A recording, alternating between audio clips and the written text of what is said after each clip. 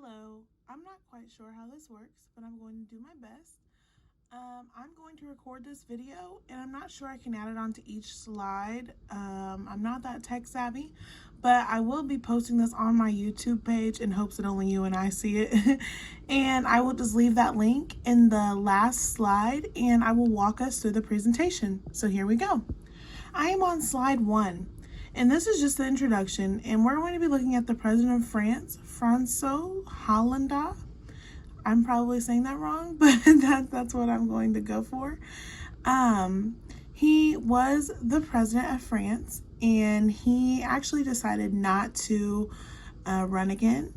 But I picked him because he won against an incumbent president, and I thought that is really different. And also, he was the first socialist president within 17 years in France. So now I'm moving to slide 2. So I have a chart, and it says it's just kind of following the chart of following the flow of politics in France.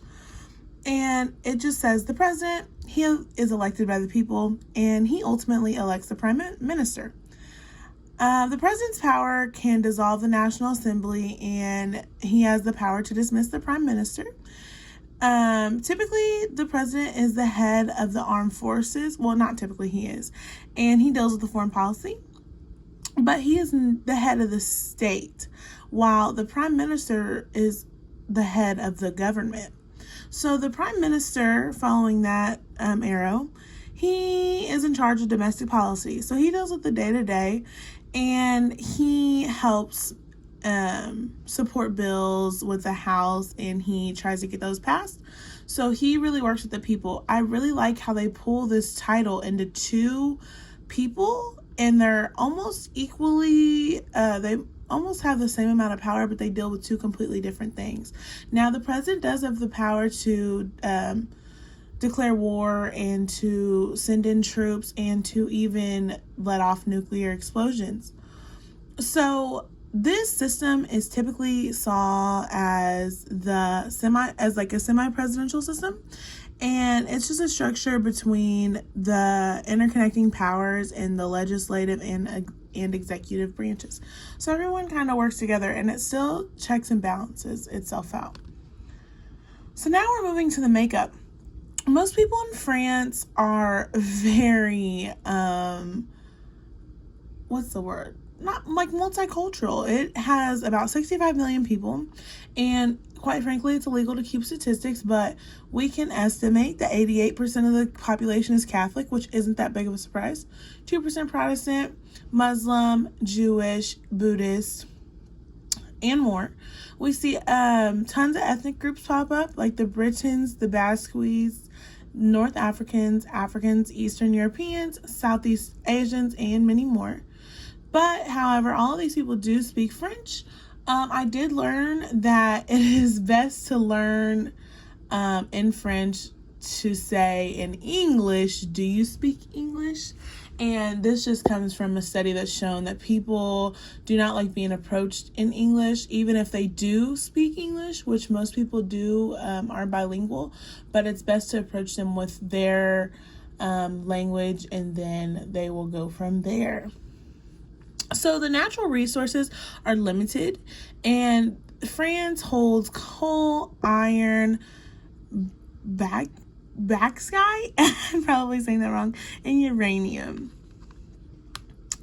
So the background: Francis was born in 1954. His mother was a social worker, and his father was a doctor who did run in a local election, but he ran far right. So I thought that was pretty interesting. He attended several schools, and ultimately he found himself in the science and politics. He ended up getting a bachelor's degree from another law university, and he was a special advisor to the elected president while he was in his 20s. So I thought that was pretty cool because he was so young, and he held this title for about 11 years, and this was all under the Socialist Party. So I think that might have moved his views. I'm not quite sure, but working with a group for so long, you tend to fall into what they believe. because it was a little bit different from what his parents kind of raised him as. In 2011, he ran like a party nomination and received 56% of the votes. He also gained the support of other candidates and began ready to run in 2012. So he had done really well in that party nomination. So that really pushed him to run for president. I found it extremely, what's the word I want to use? It wasn't his wife, but the woman who birthed his children and was a forever, well, I don't want to say forever, but she was a partner for many years. She actually ran these campaigns. So that's pretty cool. They were really a good partnership.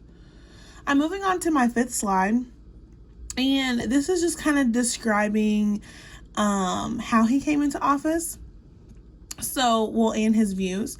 So he did come in as the first socialist president that the country had seen in about 17 years. He emphasized generating growth, and so he really focused on higher value taxes, corporate tax cuts, and he really wanted France to come out of a recession. When he came into office, the economy was really messed up, but within his first year, he dominated all the economic problems and had a record unemployment low and consumer confidence. So he really tackled all of those things he came into. He also believed that love is love and approved a law that would allow same-sex couples to get married and to adopt children. He also imposed a 75% tax cut on on companies that would pay more than €1 million. He stood with businesses in an effort to boost economic growth. And so he permitted some businesses to stay open on Sundays, some Sundays of the year, and allowed companies to negotiate more flexible pay and working hours. And terrorism was a big thing during his presidency, so he really tried to tackle the Islamic terrorists known as ISIS. And he sent troops into Mali and militants from the country into other places to really declare war on this group and try to keep everyone safe. So, yeah.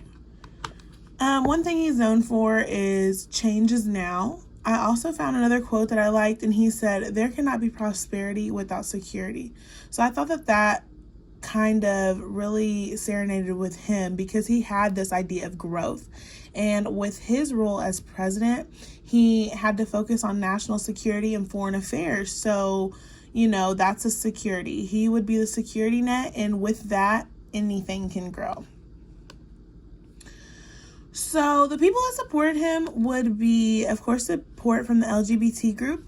90% of Muslims voted for him, which is remarkable.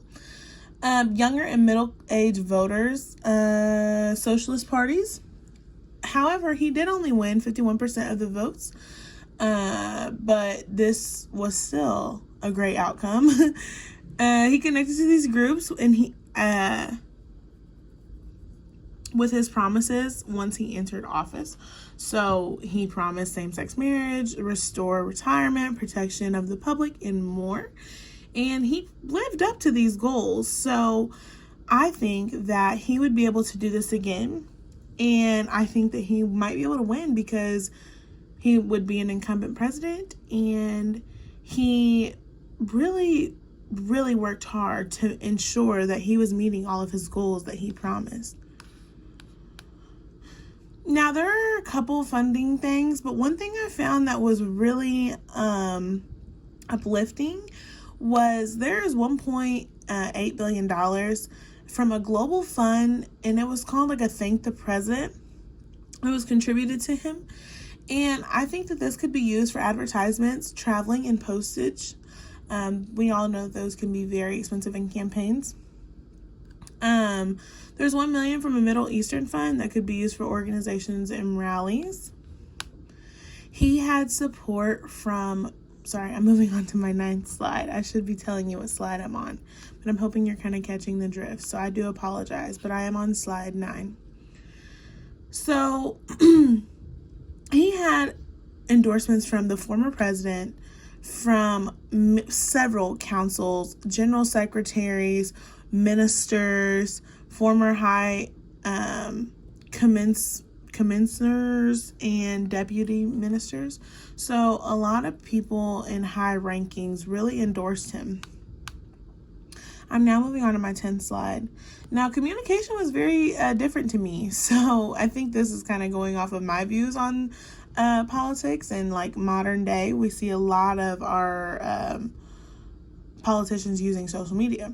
So I think there was a missed opportunity when using social media in this election, and it was because they outweighed the risk management. So they wanted to make sure to keep it pretty clean and to uphold their values.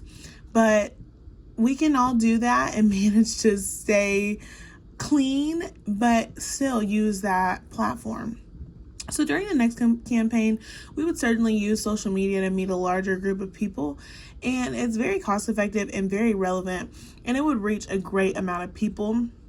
But we would still ensure that everything is kept clean, and we would have advisors looking over social media to ensure that nothing messy was getting out. We will continue to use channels. The channels are pretty big in this election. And this is just because these are very safe and original. And technology is always constantly changing, and social platforms are always evolving. So still staying on those channels and remembering where we came from and how we won the first time. Now I'm on slide 11, and I'm looking at these pictures. So I use a socialist flag because I thought that was one of the biggest points in how he was running. I have a picture of a military going in, and that is just because he really tried to combat ISIS when it was really bad and things were so scary and we weren't exactly sure who, when, where, and even what it was, but still taking the initiative to keep his country safe. And I took this picture of him, and I was just kind of looking at how the public viewed him. And so he's kind of heavier, not too bad, but people viewed him as open, and they looked at his image as something to just uplift and uphold. And he is a real person, and he was something that they could connect with. And these open arms is just really like welcoming all the difference that can happen and showing that I'm here, I've arrived. I'm on page 12, slide 12, however you will. And these are my references. I'm going to create another slide with the URL to this video. I really hope this works. I am so sorry if it doesn't. Please reach out. If not, I'm not exactly sure how to do it per slide. So I hope this is a good alternative. Thank you for listening. And I will look forward to seeing my grade whenever it's posted.